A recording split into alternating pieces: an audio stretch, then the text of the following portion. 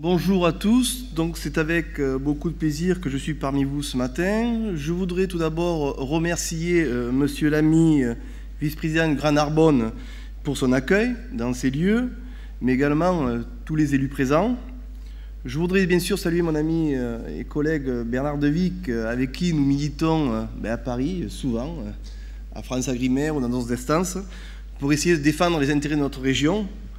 Et c'est toujours un plaisir de se retrouver. Et bien sûr, je voudrais saluer également notre animateur cette journée, Frédéric Morel, d'ailleurs, qui a une particularité puisqu'il est aussi vigneron et journaliste. Donc c'est quelqu'un qui sait transmettre et retranscrire nos préoccupations au quotidien et surtout faire passer des messages forts dans le journal qu'il dirige, Le Paysan du Midi. Alors je voudrais vous dire également tout le plaisir que j'ai à être parmi vous pour ces 4e rencontres en tant que nouveau président du pôle Rhône-Méditerranée.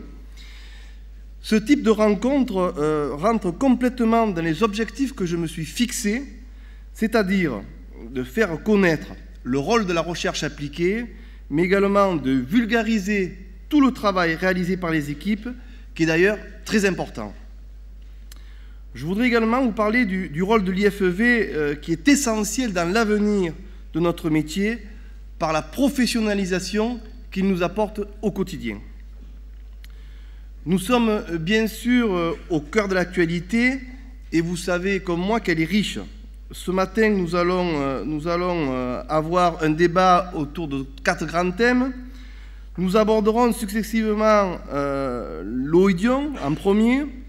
Nous allons revenir dans un premier temps sur le millésime 2012, où nous avons eu à gérer une pression importante, et donc nous allons aborder le contexte de maîtrise des intrants phytosanitaires. Nous aborderons sur le même sujet l'influence des facteurs météo, agronomiques et humains.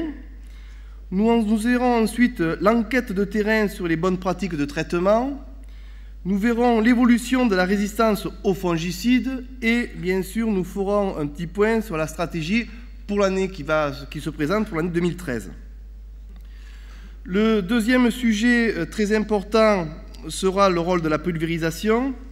Et vous savez, quand on parle de pulvérisation, on peut dire que la qualité de la pulvérisation est un des facteurs de réussite pour l'efficacité du traitement.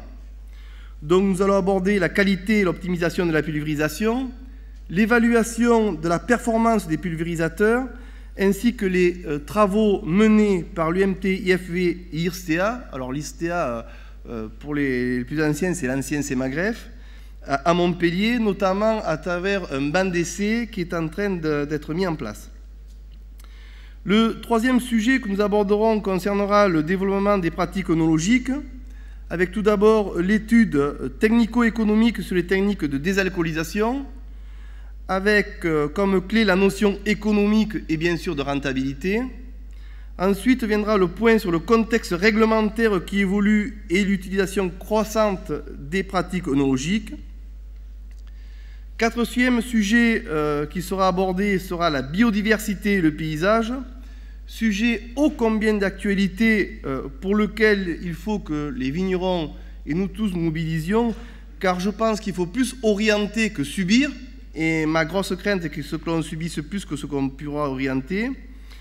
Je n'ai pas honte de dire que nous devons affirmer que nous sommes bien les gardiens des terroirs et des territoires par notre métier. Je crois que c'est important de le rappeler à tous nos élus politiques, au ministère de l'Agriculture et au ministère de l'Environnement. Sachez d'ailleurs que sur ce sujet-là, l'IFEV a déposé auprès de France-Agrimaire un dossier nommé Laboratoire de paysage, qui s'inscrit bien dans la démarche Plan national paysage viticole de France.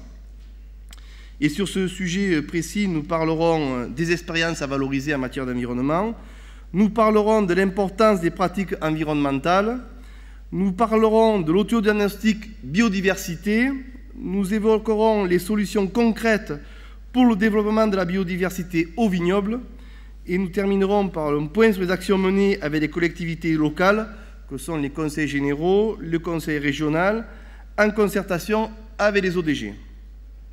Voilà donc rapidement brossé le programme de ces rencontres. Mais avant de terminer, je voudrais saluer tout le travail qui a été fait par les équipes de recherche de l'IFEV mais aussi le fait du travail en réseau, qui me paraît essentiel.